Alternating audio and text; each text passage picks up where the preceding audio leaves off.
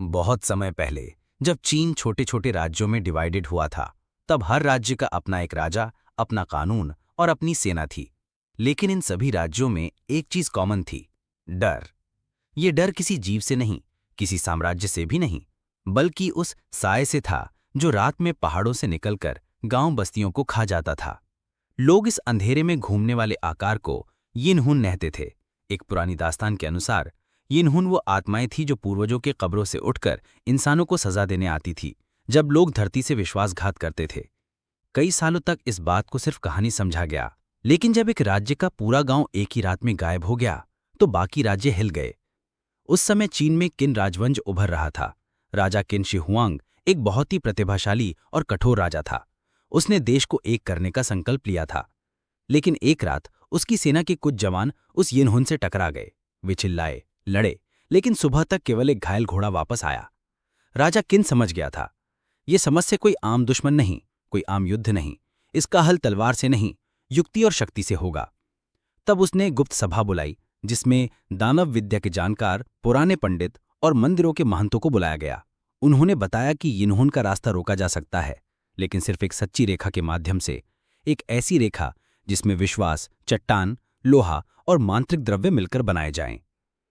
इसी रेखा का नाम दिया गया चांग चैंग, यानी द लॉन्ग वॉल। शुरुआत में लोगों ने सोचा ये दीवार दुश्मन राज्यों से बचाव के लिए बन रही है, पर असल राज कुछ और ही था। दीवार सिर्फ ईंट पत्थर से नहीं बनाई जा रही थी। हर 108 स्टेप्स पर एक मांत्रिक शिला रखी जाती थी, जिसमें पुराणों के मंत्र लिखे जाते थे। हर चौकी में एक ज्योतिष या एक मॉन्क रखा जाता, जिसका काम था यिनहुन की शक्तियों को महसूस करना। रात में उन्हें दिया जला के मंत्र उच्चारण करना पड़ता, ताकि दीवार में जीवी ऊर्जा बनी रहे। इस कार्य में हजारों लोगों का योगदान था।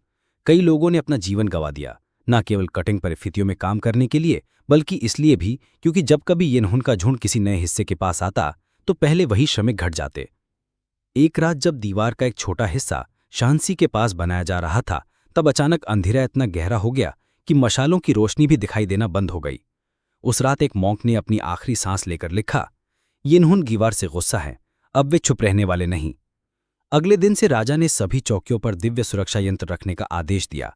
वे यंत्र चंदन, चांदी और लहू से बनाए जाते थे। वे हर सुबह सूरज के उगते ही एक्टिवेट होते और रात तक दीवार के एक आच्छाद बन जाते।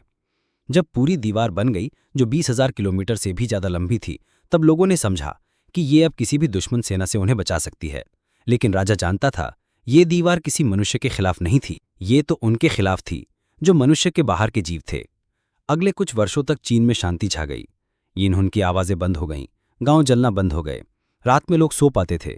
दीवारें मजबूती से खड़ी थीं और हर 108 स्टेप्स पर मंत्रों का असर कायम था। लेकिन असली राज कभी भी लिखित नहीं किया गया। ये दास्तान सिर्फ गुरुओं से शिष्यों को कहानियों में मिली। समय के साथ जब लोगों ने यिनहुन को भूलना शुरू कर दिया, तब उन्होंने सोचा कि the great wall of China सिर्फ युद्ध से सुरक्षा के लिए बनाई गई थी।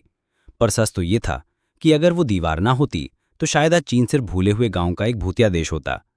और सबसे बड़ा राज क्या है? दीवार के कुछ हिस्सों में अब भी वही शिलाएं हैं जिनमें वो प्राचीन मंत्र हैं। कहते हैं अगर किसी दिन वो मंत्र रोशनी में ना आए तो यिनहुन फिर से लौट आएंगे। इसीलिए जब भी कोई चीन जाता है और ग्रेट वॉल के पास खड़ा होता है तो वो कहता है, ये दीवार पत्थर से नहीं, लोगों के विश्वास से बनी है।